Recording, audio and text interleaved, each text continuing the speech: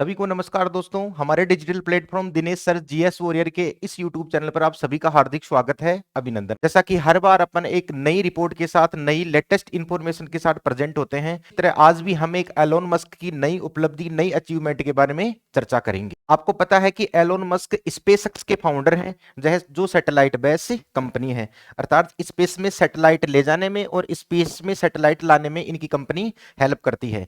इसके अलावा crew member भी लाने ले जाने में इनकी कंपनी हेल्प करती है।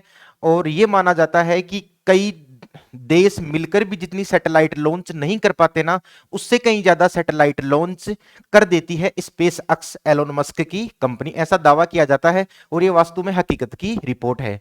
तो स्पेस एक्स के फाउंडर हैं और इनका दायरा स्पेस एक्स तक की सीमित नहीं है। स्पेस एक्स के अलावा भी इनकी बहुत सारी कंपनियां हैं जो बहुत ही बड़ा रेवेन्यू देती हैं। जैसे मैं कहूं कि टेस्ला, जो कि कार मैन्युफैक्चरिंग कंपनी है, बहुत बड़ी कंपनी है, भारत में भविष्य में लॉन्च होने की इनकी संभावना है। ट्विटर जो इन्होंने खरीद लिया था, आपको पता है, जो अपन ट्वीट करते हैं। एक्स एआई भी इनकी एक एआई टेक्नोलॉजी की एक बहुत बड़ी कंपनी बनने जा रही है। और Starlink internet service providing company है, जैसे अपने जियो और एयरटेल है। तो इनका मुनाफा या इनका रेवेन्यू कोई एक कंपनी से ही नहीं आता, बल्कि एक से अधिक कंपनियों से आता है। और इनकी कोई छोटी मोटी कंपनियां नहीं है, इनकी बहुत ही बड़ी कंपनियां हैं। तो आज अपन समझते हैं इन सारी की सारी डिटेल को, जो मैं आपको कहना चाहता हूं। आपको रात से ही एक न्यूज देखने को मिल रही होगी, रात से ही एक खबर बहुत बड़े पैमाने पर उजागर हो रही है कि Musk become world's first trillionaire as SpaceX share jump. कि जैसे ही स्पेस एक्स के शेयर ने जंप मारी, उसी टाइम में दुनिया के पहले खरबपति, दुनिया के पहले ट्रिलियनियर बन चुके हैं। कौन? Elon Musk. तो ये तो बहुत बड़ा अचीवमेंट है एलोन मस्क के। अभी तो अपन बिलियनियर की बात कर रहे थे, लेकिन बिलियनियर से भी ट्रिलियनियर बन चुके हैं। कौन? स्पेसएक्स। तो मैं आपको समझाऊंगा ऑथेंटिक डेटा के साथ कि यह रात को कैसे संभव हुआ है, कि एलोन मस्क ने कैसे बिलियनियर से ट्रिलियनियर की यात्रा को पार किया है, किस प्रकार से यह हुआ है। तो इसको समझते हैं, यह हुआ कैसे। यहां पर न्यूज है कि Elon Musk become trillionaire after the IPO. IPO के बाद में यह सब कुछ हुआ है। आईपीओ क्या होता है, आपको पता है? आईपीओ का मतलब होता है इनिशियल पब्लिक ऑफरिंग। देखो, कोई भी जो कंपनी होती है ना, वह दो प्रकार से पैसे जुटाती है। एक तो वह बैंक से कर्जा लेकर, और एक वह पब्लिक से। पब्लिक से पैसे कैसे लेती है? पब्लिक से वह पैसे लेती है अपने शेयर को होल्ड करके, शेयर को बेचकर। लेकिन पब्लिक के उनके शेयर, उस कंपनी के शेयर तभी खरीदती है जब पब्लिक का उस कंपनी पर ट्रस्ट हो गया हो। अर्थात सारा का सारा जो खेल है इस आईपीओ में, वो केवल और केवल गुडविल पर डिपेंड करता है। क्योंकि गुडविल होगी तो आईपीओ की वैल्यू भी बढ़िया होगी, शेयर की भी वैल्यू बढ़िया होगी। और अगर गुडविल सही नहीं होगी तो इसका मतलब मामला तरीके से सेट नहीं होगा। तो मैं ये कह सकता हूं कि कंपनी के द्वारा अपने शेयर्स को बेचकर पैसे जुटाना एक प्रकार की क्या है? आईपीओ है, ऐसा अपन समझते हैं।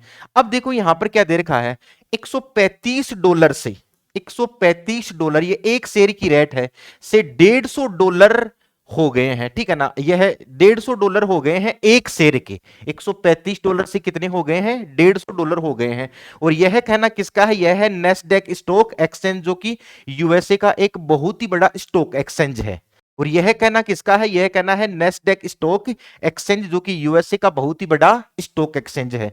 तो कहने का मतलब इतना तो अपने को समझ में आ गया कि $1 से $150 पर शेयर की रेट इनकी हो गई है। समझते हैं इस पूरी की पूरी कहानी को बढ़िया तरीके से ऑथेंटिक डेटा के साथ। देखो, वर्तमान में इनकी शेयर प्राइस कितनी है? $135 ये है। ठीक है ना, यह है नेस्डेक स्टॉक एक्सचेंज का रिकॉर्ड है। अब इनके पास जो टोटल शेयर है ना, वो टोटल शेयर कितने हैं? 555 मिलियन शेयर हैं। तो 555.6 मिलियन शेयर्स को सोल्ड आउट करोगे ना इस, तो जो कैपिटल निकल कर आएगी ना, तो निकल कर कितनी आएगी? $75 बिलियन। ये कैपिटल राइज्ड है, मतलब टोटल कैपिटल राइज्ड का मतलब वो कैपिटल जो अपन ने शेयर को बेचने के बाद में प्राप्त की है। जैसे यह कैपिटल आती है ना इन शेयर्स को बेचने के बाद में, जैसे यह आईपीओ जारी करने के बाद में, जैसे यह कैपिटल आती है, तो कंपनी की टोटल वैल्यूएशन हो जाती है $1.77 ट्रिलियन। ये सारा का सारा खेला है।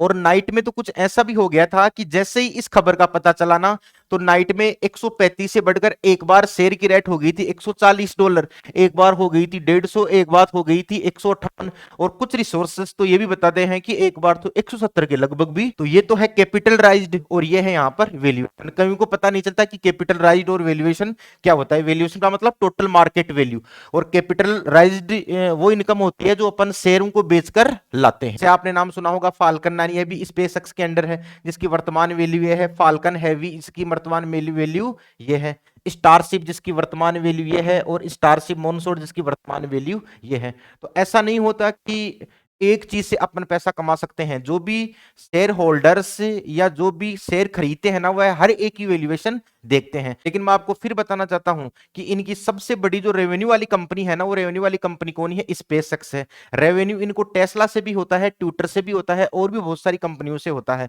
लेकिन मेन इनकम सोर्स जो है ना, वो कौन है? स्पेसएक्स है।